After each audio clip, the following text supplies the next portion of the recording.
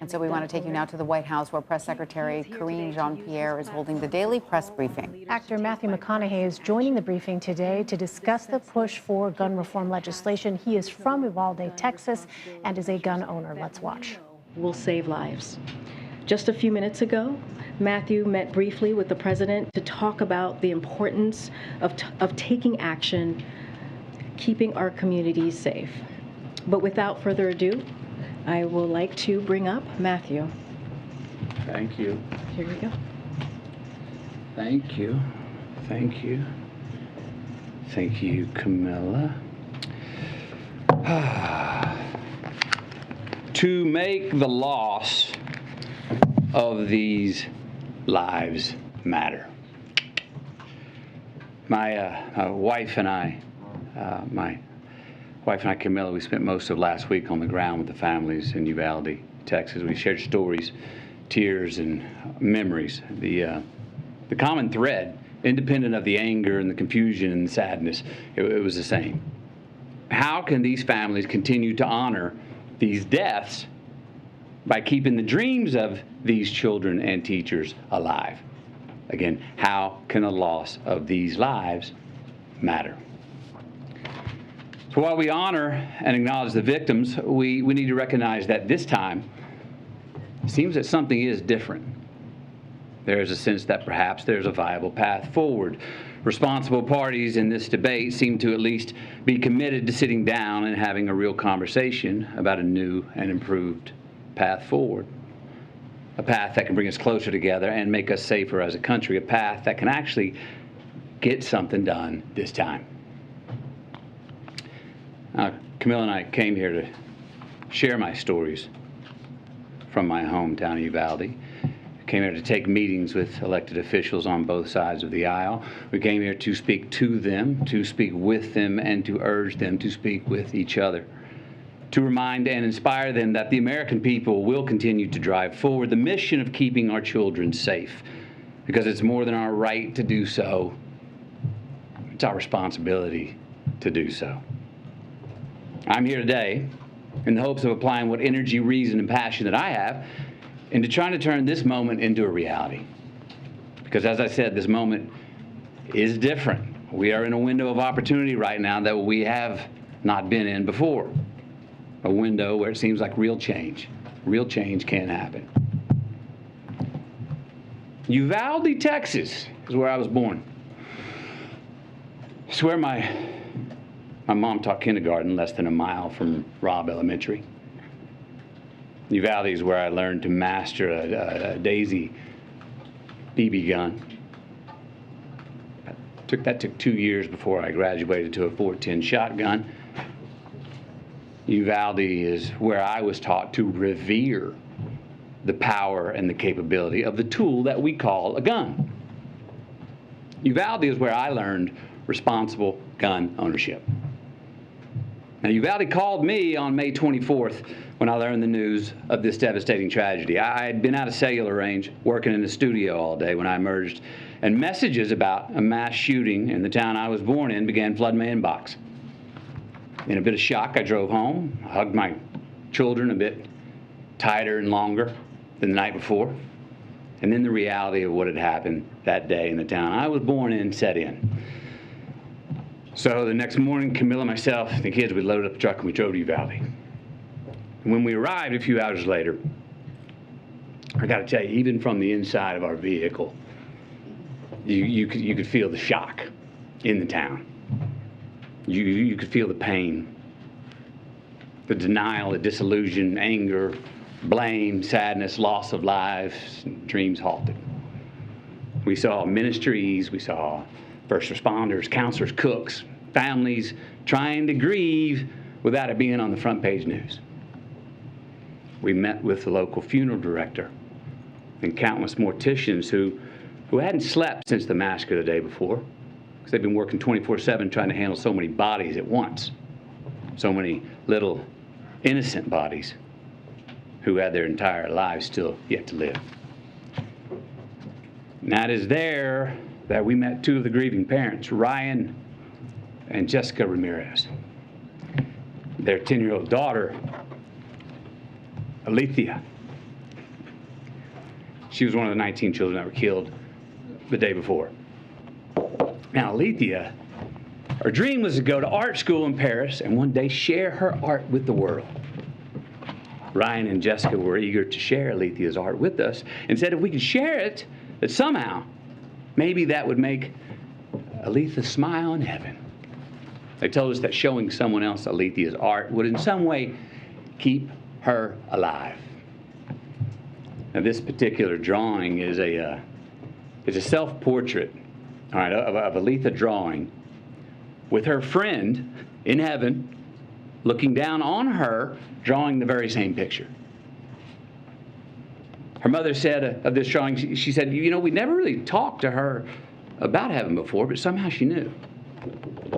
Alethea was 10 years old. Her father, Ryan, this man was steady. He was uncommonly together and calm. When a frazzled friend of his came up and said, how are you so calm? I'd be going crazy. Ryan told him, he said, no, you wouldn't. No, you wouldn't. You'd be strong for your wife and kids because if they see you go crazy, that will not help them. Just a week prior, Ryan got a full-time line job, stringing power lines from pole to pole. And every day since landing that well-paying full-time job, he reminded his daughter Alethea, he said, girl, Daddy gonna spoil you now. Told her every single night, he said, Daddy's gonna take you to SeaWorld one day.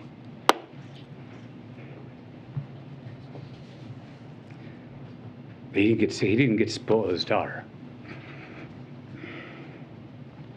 Alethea, she did not get to go to SeaWorld. We also met Anna and Danilo, the mom and the stepdad of 9-year-old Maite Rodriguez. Now, Maite wanted to be a marine biologist. She was already in contact with Corpus Christi University of A&M for her future college enrollment. 9 years old. Maite cared for the environment so strongly that when the city asked her mother if they could release some balloons into the sky in her memory, her mom said, oh, no. Maite wouldn't want to litter. Maite wore green high-top Converse with a heart she had hand-drawn on the right toe because they represented her love of nature. Camilla's got these shoes. Can you show these shoes, please? Wore these every day. Green Converse with a heart on the right toe. These are the same green Converse on her feet that turned out to be the only clear evidence that could identify her after the shooting. How about that? Maite wrote a letter. Her mom said if Maite's letter could help someone accomplish her dream, that then her death would have an impact. And it would mean her dying had a point and wasn't pointless. That it would make the loss of her life matter. The letter reads, Marine biologist, I want to pass school to get to my dream college. My dream college is in Corpus Christi by the ocean. I need to live next to the ocean because I want to be a marine biologist. Marine biologists study animals and the water. Most of the time I will be in a lab. Sometimes I will be on TV.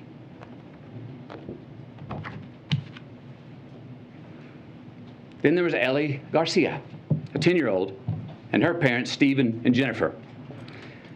Ellie loved to dance and she loved church. She even knew how to drive tractors and was already working with her dad and her uncle mowing yards. Ellie was always giving of her gifts, her time, even half-eaten food on her plate. They said around the house, we called her the great regifter. Smiling through tears, her family told us how Ellie loved to embrace, said she was the biggest hugger in the family. Now, Ellie was born Catholic, but had been going to Baptist church with her uncle for the last couple of years. Her mom and dad were proud of her because they said She was learning to love God no matter where.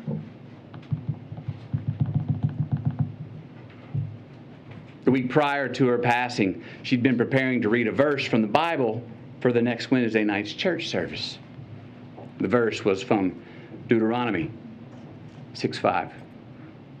And thou shalt love the Lord thy God with all thy heart, with all thy soul, and with all thy might. That's who Ellie was becoming. But she never got to read it. Service on that Wednesday night. Then there was a fairy tale love story of a teacher named Irma and her husband Joe. What a great family this was. This was an amazing family. Camilla and I, we sat with about 20 of their family members in their living room, along with their 4 kids. Kids were 23, 19, 15, and 13. They shared all these stories about how Irma and Joe served the community and would host all these parties, and how Irma and Joe were planning on getting a food truck together when they soon retired. They were humble, hard-working people.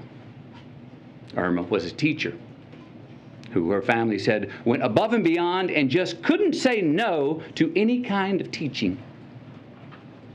Joe had been commuting to and from work 70 miles away in Del Rio for years. Together they were the glue of the family. Both worked overtime to support their 4 kids. Irma even worked every summer when school was out. The money she had made 2 summers ago paid to paint the front of the house. The money she made last summer paid to paint the sides of the house. This summer's work was going to pay to paint the back of the house. Because Irma was one of the teachers who was gunned down in the classroom.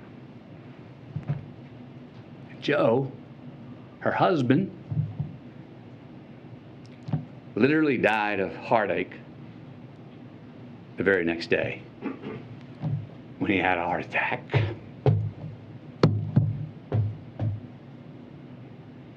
They never got to paint the back of their house.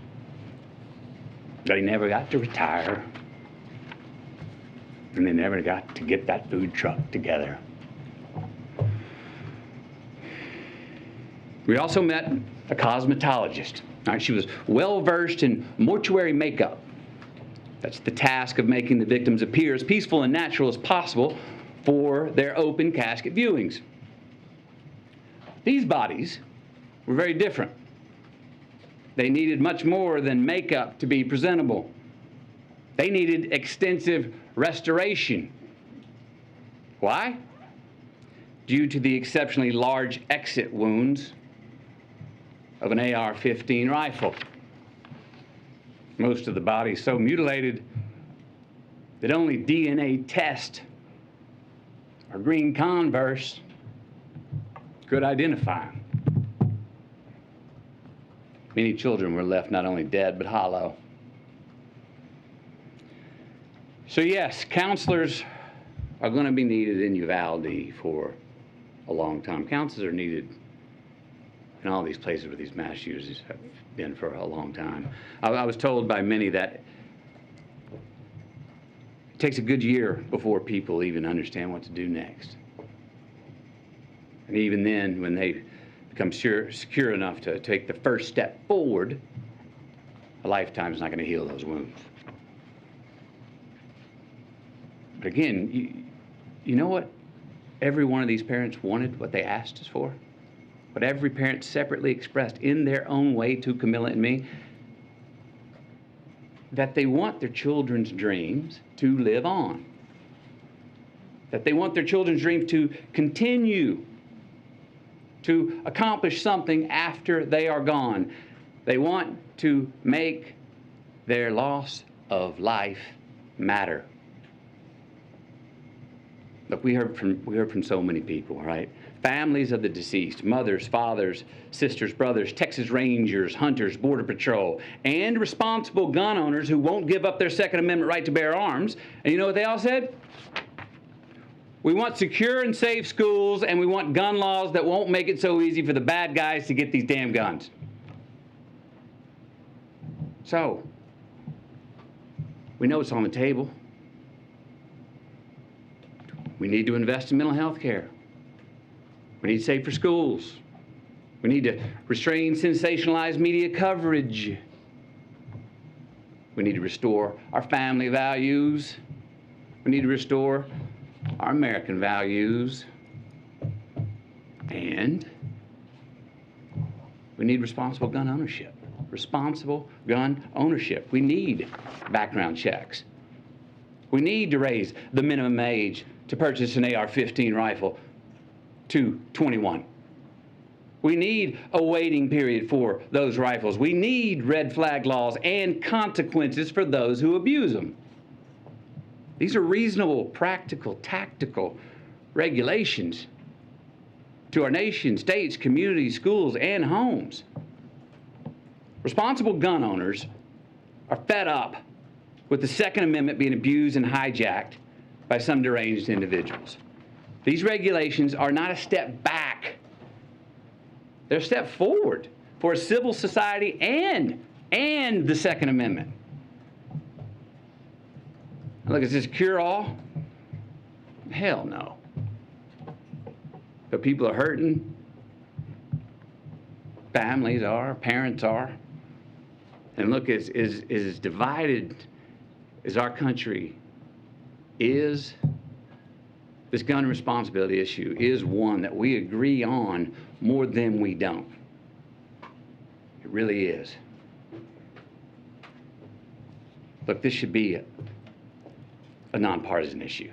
This should not be a partisan issue. There is not a Democratic or Republican value in one single act of these shooters. It's not. But people in power have failed to act. So we're asking you. And I'm asking you, will you please ask yourselves, can both sides rise above? Can both sides see beyond the political problem at hand and admit that we have a life preservation problem on our hands? Because we got a chance right now to reach for and to grasp a higher ground above our political affiliations. A chance to make a choice that does more than protect your party. A chance to make a choice that protects our country now and for the next generation. We've got to take a sober, humble, and honest look in the mirror and rebrand ourselves based on what we truly value. What we truly value. We've got to get some real courage and honor our immortal obligations instead of our party affiliations. Enough with the counterpunching. Enough of the invalidation of the other side. Let's come to the common table that represents the American people. Find a middle ground, the place where most of us Americans live anyway, especially on this issue. Because I promise you, America, you and me, we are not as divided as we were being told we are. No. How about we get inspired? Give ourselves just cause to revere our future again. Maybe set an example for our children. Give us reason to tell them, hey, listen and watch these men and women. These are great American leaders right here.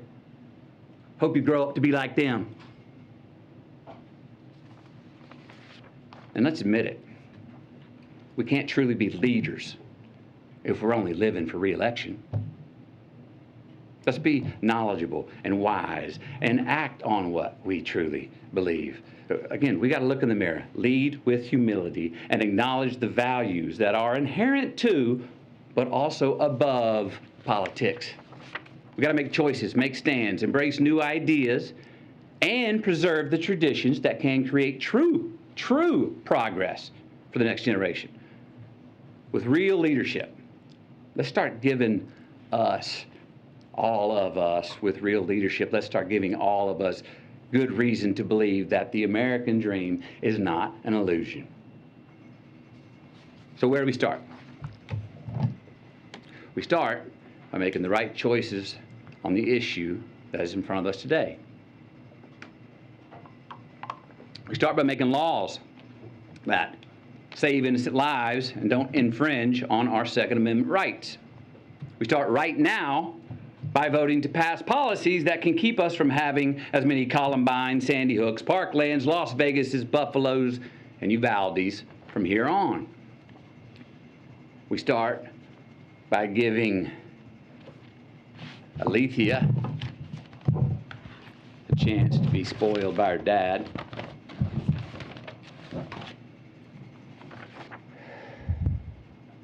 We start by giving Maite a chance to become a marine biologist. We start by giving Ellie a chance to read her Bible verse at the Wednesday night service. We start by giving Irma and Joe a chance to finish painting their house. Maybe retire, get that food truck. We start by giving McKenna, Layla, Miranda, Nevaeh, Jose, Javier, Tess, Rogelio, Eliana, Annabelle, Jackie, Azuya, JC, Jayla, Ava, Amory, and Lexi. We start by giving all of them our promise that their dreams are not going to be forgotten. We start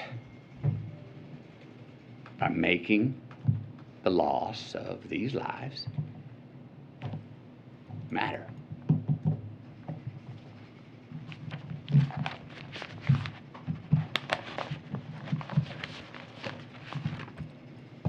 Thank you. Thank you. When you spoke to the president, did you say anything about this?